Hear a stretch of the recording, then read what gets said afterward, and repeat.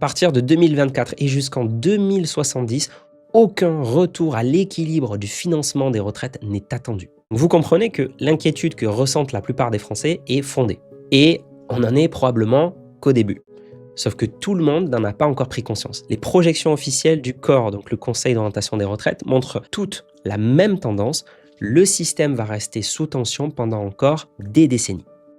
À partir de 2024 et jusqu'en 2070, aucun retour à l'équilibre du financement des retraites n'est attendu. Parce qu'au fond, le problème, il est mathématique. Aujourd'hui, il y a de moins en moins d'actifs et de plus en plus de retraités. Et selon toutes les projections démographiques, cet écart va continuer à se creuser. Parce que la fécondité est désormais d'ailleurs inférieure au seuil de renouvellement des générations. Depuis 2025, en France, le solde naturel, c'est-à-dire les naissances moins les décès, est devenu négatif pour la première fois depuis la Seconde Guerre mondiale. Alors bien sûr, la démographie n'est pas le seul facteur. Si chaque actif produit davantage de richesses, cela peut compenser une partie de vieillissement. Mais depuis plusieurs décennies, les gains de productivité ralentissent eux aussi. La croissance stagne. Imaginez en fait une barque. Avant, 4 personnes ramaient.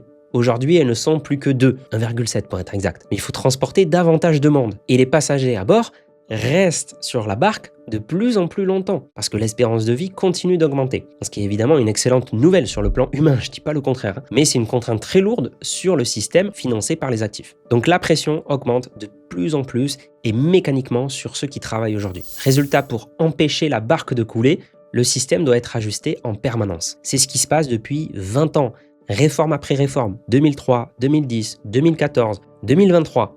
À chaque fois, on repousse progressivement l'âge réel de départ, ou on allonge la durée de cotisation. Et malgré cela, les projections du corps montrent encore des déficits pendant des années et des années. Autrement dit, les réformes permettent de gagner un petit peu de temps, de mettre une ristine, mais elles ne suppriment pas les déséquilibres profonds du système.